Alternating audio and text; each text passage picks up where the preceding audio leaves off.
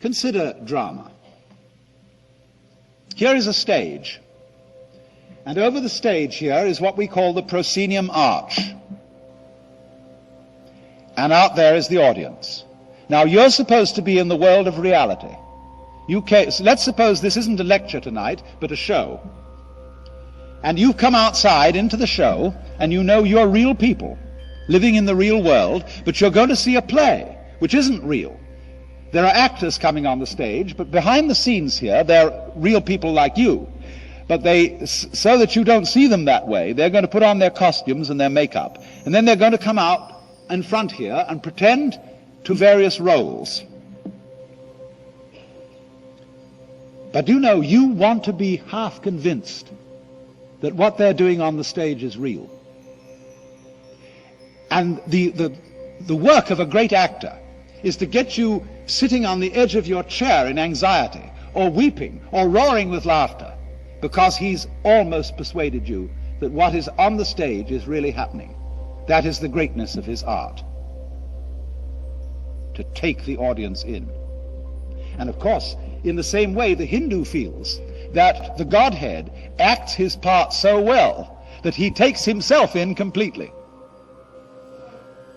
so that each one of you is the Godhead, wonderfully fooled by your own act. And although you won't admit it to yourself, enjoying it like anything. Because you mustn't admit it. That'd give the show away. Now, it's a funny thing.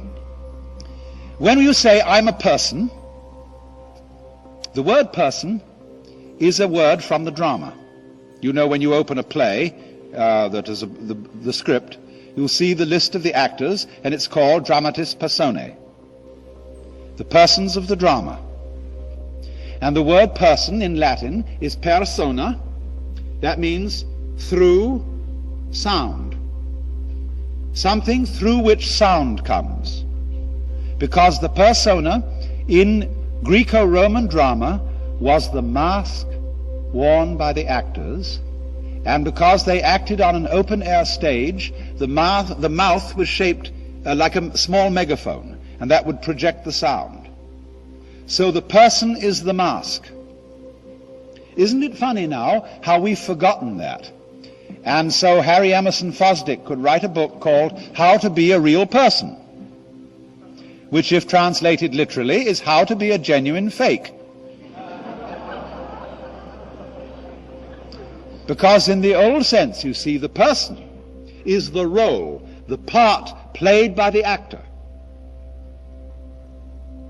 But if you forget, you see, that you are the actor, and you think you're the person, you've been taken in by your own role. You're enrolled. You're bewitched, spellbound, enchanted. So then, look at something else about the drama and its nature. In the drama, there has to be a villain. Unless, of course, you're acting some kind of a non-play, which doesn't have any story. But all fundamental stories start out with the status quo, where everybody's sort of going along, and then something has to come in to upset everything. And the interest of the play is, how are we going to solve it? It's the same when you play cards. Supposing you're playing solitaire. You start by shuffling the deck, and that introduces chaos. And the game is to play order against chaos. So in the drama, somebody has to be the villain and play the dark side. And then the hero plays against him. If you go to the theater for a good cry, then you let the villain win and you call it a tragedy. If you go for a thrill, you let the hero win.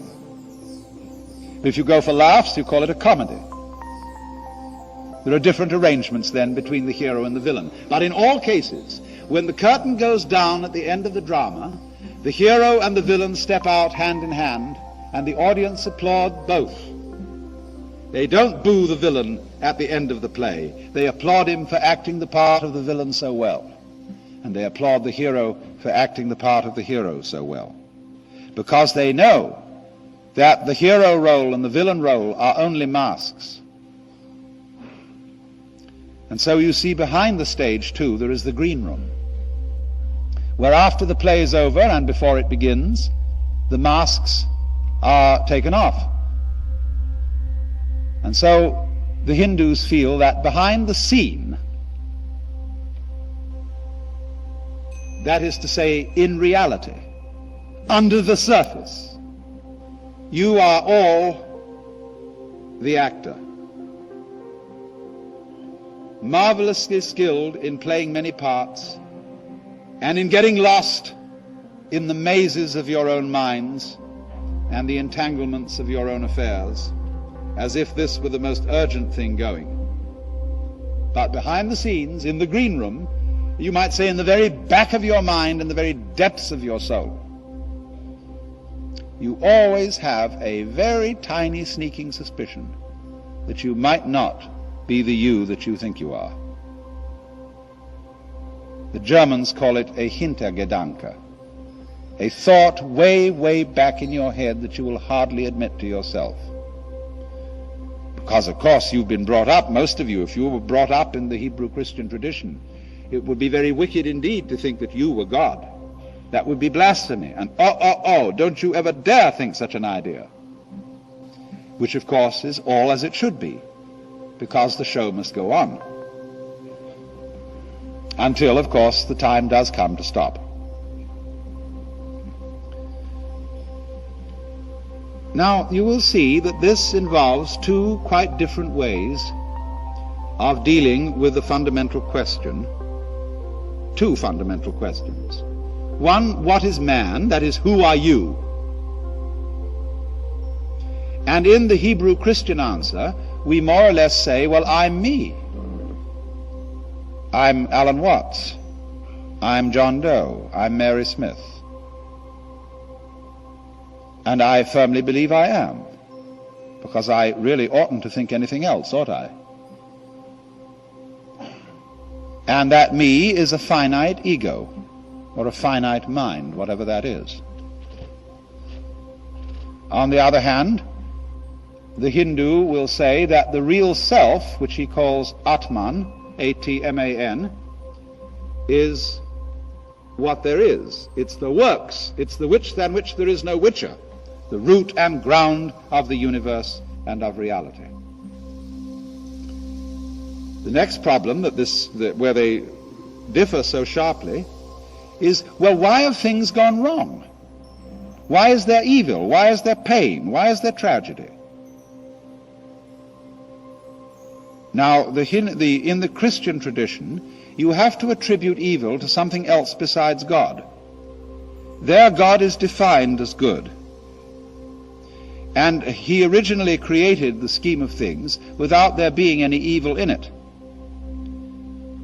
But there was a mysterious accident in which one of the angels, called Lucifer, didn't do what he was told.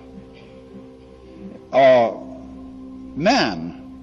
was a fall of man. Man disobeyed. He went against the law of God. And from this point, evil was introduced into the scheme of things, and things began to go wrong, that is to say, against the will of the perfectly good Creator.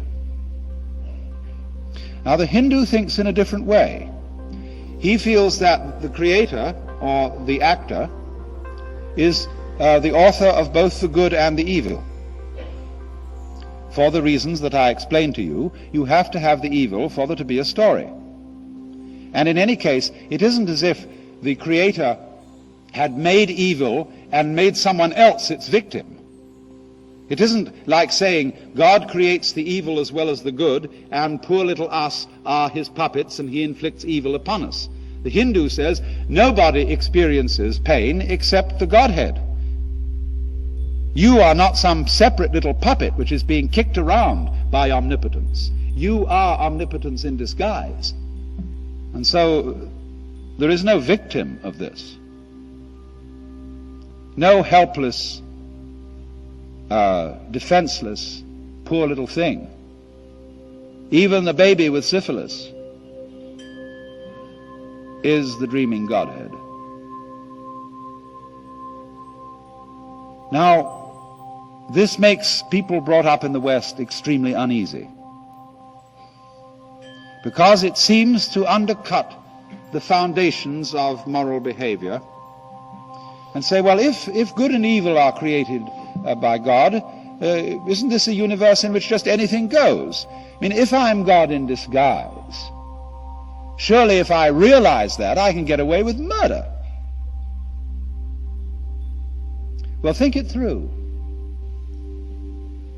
Didn't I point out that in the game, as the Hindus analyze it, the evil part has 1/3 of the time, and the good part has 2/3? What sort of a game do you want, anyway?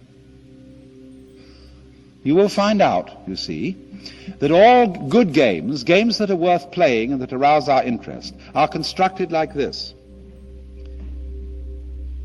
If you have the good and the evil equally balanced, the game is boring. Nothing happens. It's stalemate. The irresistible force meets the immovable object. On the other hand, if it's all good, and there's hardly any evil, or maybe just a weeny little bit of a fly in the ointment, it also gets boring. Just in the same way, for example, supposing you knew the future and could control it perfectly, what would you do? You would say, let's shuffle the deck and have another deal. Because, for example, when great chess players sit down to a match and it suddenly becomes apparent to both of them that white is going to mate in 16 moves and nothing can be done about it, they abandon the game and begin another. Because they don't want to know. There wouldn't be any hide in the game, any element of surprise, if they did know the outcome. So, a game with good and evil equally balanced isn't a good game. A game with the positive or good forces clearly triumphant isn't an interesting game. What we want is a game where it always seems that the good side is about to lose. I'm in really serious danger of losing, but manages always to sneak out. You know how it is in serial stories when they get the hero at the end of an installment in some absolutely impossible position, where it seems that he's going to be run over by a train because he's tied with his girlfriend to the rails, and you know somehow in the next installment the author's going to get them out of the difficulty. Only he mustn't do it too obviously, because you won't go on reading the next installment. So then what's necessary is a system in which the good side is always winning, but never is the winner. Where the evil side is always losing, but never is the loser. That's a very practical arrangement for a successful ongoing game which will keep everybody interested.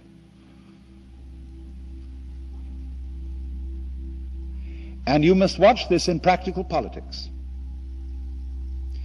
Every in-group or group of nice people needs an out-group of nasty people. Otherwise they wouldn't know who they were.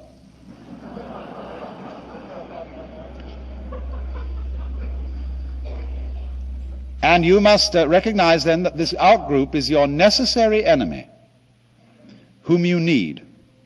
He keeps you on your toes. But you mustn't obliterate him. If you do, you're in a very dangerous state of affairs. So you have to love your enemies in this sense, regard them as highly necessary, and to be respected chivalrously. We need the communists, and they need us. The thing is to cool it and play what I call a contained conflict. When conflicts get out of hand, all sides blow up. Oh, of course, I suppose then there's another deal, maybe 1 million years later. Now, let me see if I can for a moment put these two visions of the world together. It seems that if you believe the Christian, Hebrew, Islamic view that you can't admit the Hindu view. Because if you're a Christian, the one thing you cannot believe, if you say you're at all Orthodox, you're an Orthodox Protestant Bible type, or if you're a Roman Catholic, you can't believe that you are God.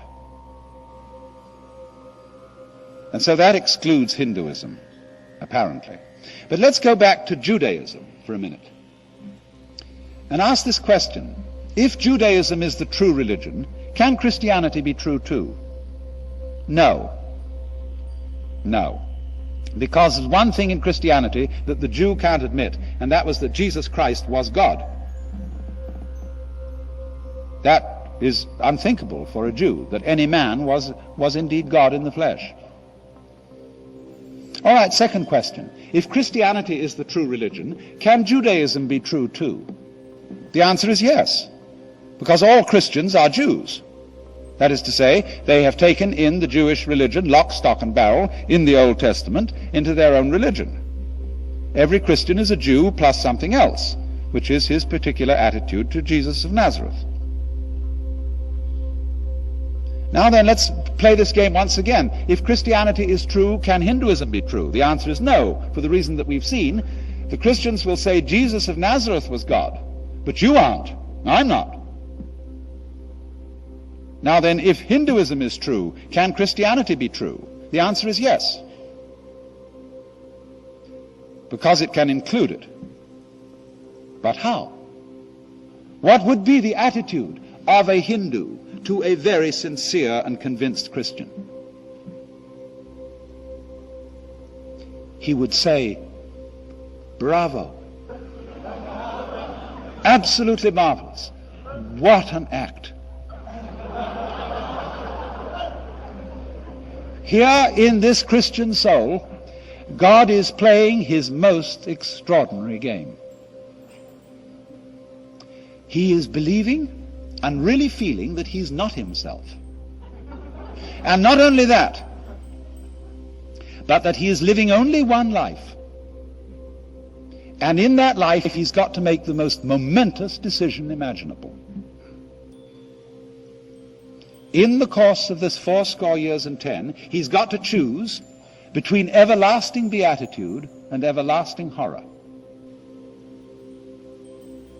And he's not quite sure how to do it. Because in Christianity there are two sins to be avoided, among others. One is called presumption, and that is knowing surely that you are saved. The other is called despair, which is knowing surely that you're damned. There's always a margin of doubt about this. Work out your salvation in fear and trembling. So you might say that this is preeminently the gambler's religion.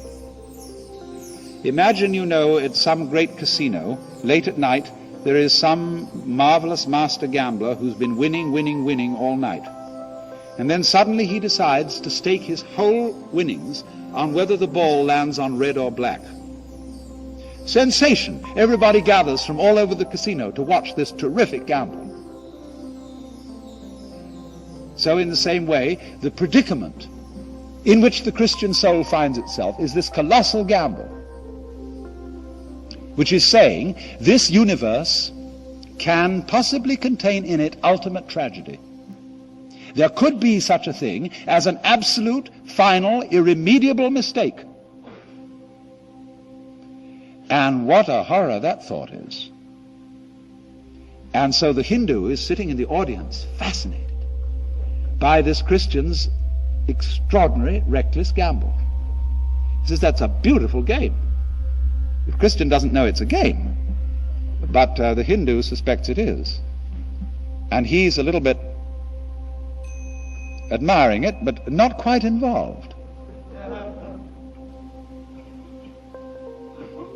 Now you would say, perhaps, now you ought to be involved.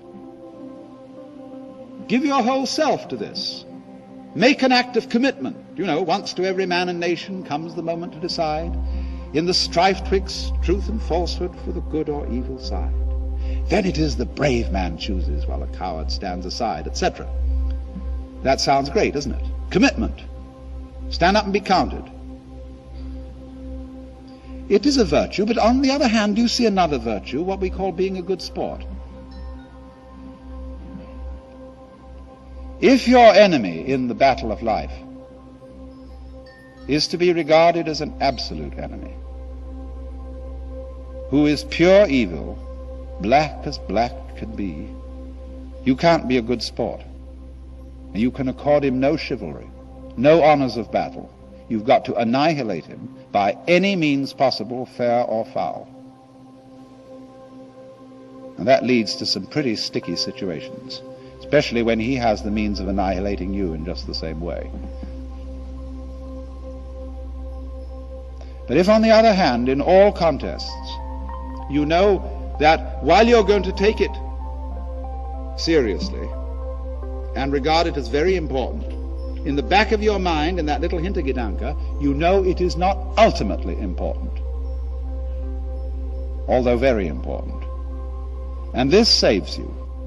This enables you to be a good player. You may worry about the word play, because we often use the word play in a trivial sense. Oh, you're just playing.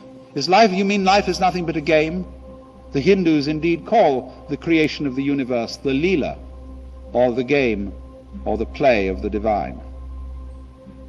But we also use play in other senses. When you see Hamlet, which is by no means trivial, you are still going to a play. In church, the organist plays the organ. And in the book of Proverbs it is written that the divine wisdom created the world by playing before the throne of God.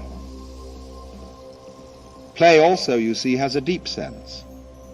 When we say music, even the music of Bach, as a great master of what we call serious music, is still playing. And so in the deeper sense of play, the Hindu sees this world as play, and therefore that the intense situations, personally, socially, and so on, that we are all involved in, are seen not as bad illusions, but as magnificent illusions, so well acted that they've just about got most of the actors fooled, so that they've forgotten who they are. And man thinks of himself, when he's been fooled, as a little creature that comes into this world, which is all strange and foreign, and he's just a little puppet of fate. And he's forgotten that the whole thing has at its root the self, which is also yourself.